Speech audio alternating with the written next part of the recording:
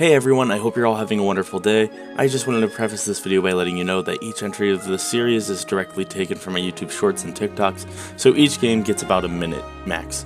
If you subscribe, you'll see that I add a new game every Tuesday and Thursday, or alternatively, you can just watch it here on this format. If you want to talk games, feel free to drop comments, subscribe, join my Discord, or tweet at me. I'd love to hear what games you love. That being said, I hope you guys all enjoyed the video and have a great day. Taking the number 90 spot is that game company's 2012 release, Journey. Journey is a 3D, Journey is like life. Journey is like life itself, taking you through the trials and tribulations. There are amazing moments of great beauty, moments of intensity and danger, fantastical highs, and an amazing score. You play the traveler, there to experience everything across the journey. The game has 3 modes of gameplay, which involve running, sliding, and leaping. It's very straightforward. This is a game that you look at and say video games are art. The game is almost indescribable as much as it is a knack for creating emotion as an experience. It's not a game for everyone, that much is certain, but it's a game for a sizable portion of people, and it's been able to bring some of its players to tears. Journey is a special game, and if you're fine with spending a couple hours and a few dollars to take a shot and see what awaits you, then go for it. I can't recommend it enough. Coming in at the number 89 spot is the first arcade game of the list, Super Street Fighter 2 Championship Edition. This is the one. This is Street Fighter in itself to a lot of people, and that's for such a good reason. This is the definitive version of the type of Street Fighter that was seen in arcades across the world that dominated the conversation and built the understanding of fighting games and the influence of them. The gameplay is as perfect as an arcade game can be. The sticks on the machines and the buttons are laid out perfectly and are easy to understand, but the game in many ways, like an onion, has layers. But these secret tricks, or special moves, would become a staple in fighting games and become a lot of what people remember about them. Just like Hadouken, Shoryuken, Sonic Boom, Yoga Flame. This is a lot of what people remember. It gives the game character, it gives it identity, and that's why people love it. Taking the number 88 slot is DICE's Star Wars Battlefront 2. While this title may have been cast into a sea of controversy since launch, it's definitely worth picking up. Is it a crazy good competitive shooter? No, not at all. But it's a great game that's just kind of fun to mess around in. It's the best looking Star Wars game by far and away, and having battles on such large scales feels awesome. I love the variety of troops, and honestly, I think it shines through the best in the Clone Wars era. It's awesome to see different infantry units and classes. I love seeing heavies, ARC troopers, and commando squads square off against B-1 battle droids, droidicas, super battle droids, and assassin droids. Overall, this is a great and enjoyable game that honestly feels like you're letting your imagination roam free in Star Wars, just thinking about the epic scales and battles that we only get a taste of in the movies. Number 87 on this list is the last game that Zipper Interactive ever made, Unit 13. This is a third-person cover-based shooter made for the PlayStation Vita, and the design is perfectly based around that. Every mission is bite-sized, so it takes 5 to 20 minutes. It's made perfect for riding any transit line, small breaks throughout the day, or just a game to switch on really long trips. It's one of the best shooters I've ever played on a portable system, and certainly one of the best looking, as it could easily be mistaken for a PlayStation 3 title. The controls are nice and tight, as the shooting feels accurate, even on the Vita, and hitting headshots just feels so satisfying. The game plays well, but looks to be one of those games that will be lost in time, but it was definitely an enjoyable experience and a fine addition to the Vita's library. Racing to the number 86 spot is the most underrated racing game I've ever played, Jak X Combat Racing. I'm so excited to talk about this game because it's a game that I don't think gets anywhere near enough praise. Jak X is a superb combat racing game developed by Naughty Dog at the tail end of the PlayStation 2 lifecycle. This game is straight up what Twisted Metal wishes it could have been. It's a fast-paced racing game with guns, missiles, mines, turrets, grenades, drones, smoke, oil slicks, and even a nuke. The game controls incredibly well and is filled to the brim with different game modes, characters, and a killer mid-2000s rock soundtrack.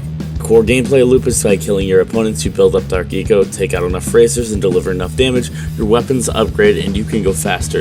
You have this as long as you don't die, which is always the challenge in a death race. This game is surprisingly on PlayStation 4 and still on PS2, so if you have a chance, definitely go play it right away. Trust me. Sneaking onto the list at the number 85 spot is the black sheep of the Sly Cooper series, Sanzaru Games' Sly Cooper Thieves in Time. While ostensibly being the 4th game in the series, the community is incredibly mixed on the game, as it's quite different from its predecessors. For better or for worse, the game has an updated art style that makes it look less like a comic book and more like a modern day cartoon. Quite frankly, I think a lot of the classic gameplay is there, and it's improved in a lot of ways. However, the writing is nowhere near as good.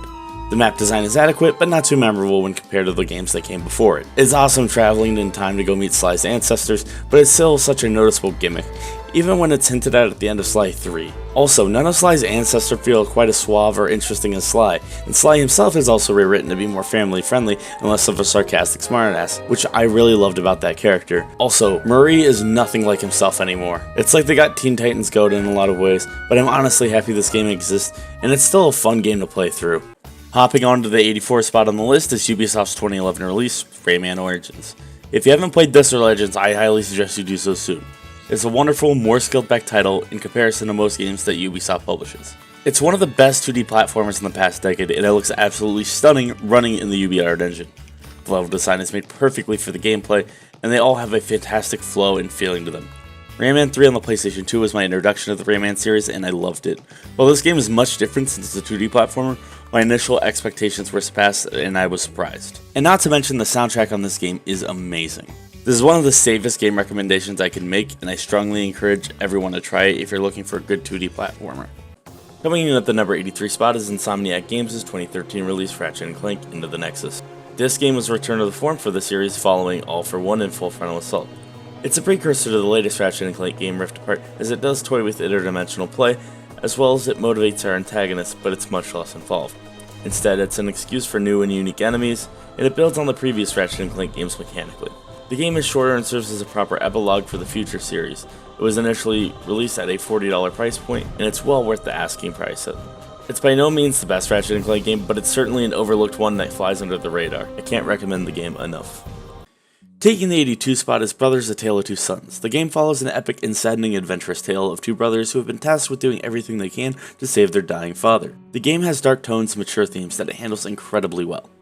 What's great about this game is that it tells you nothing straight away and instead opts to do more showing than telling.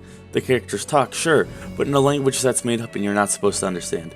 Instead, you glean from their behaviors and their interactions. As for the gameplay, it's a puzzle platformer and each brother is controlled with the other half of the controller. While it's jarring when you first control them simultaneously, it becomes second nature after so long. It's a fun game, but it's an amazing experience. Traversing the beautiful world, learning its secrets and lies makes a big impact in what was an unforgettable experience. Jumping and shooting its way into the 81st spot is Mega Man 10. Surprisingly, it's the first Mega Man game I played and I really do enjoy it. Does it have Sheep Man? Of course it does. Did it come out on PS3 and Xbox 360? It sure did. I know a lot of Mega Man purists prefer 2 and 3, and for good reason, but I played through Mega Man 10 with no issues and it was a great entry point. Did I need to know what happened in the previous 9 Mega Man games? No, I didn't, not at all. Across all games, Mega Man mostly plays the same, and the map design here is as good as any others in the series, although it's less challenging, which was great for it being my first time. In fact, I've beat the game with no continues and only using the Mega Buster. Overall, it's a great 2D platformer and one of the best Mega Man games to start with because of that lower difficulty. I highly recommend it to anyone who likes 2D platformers.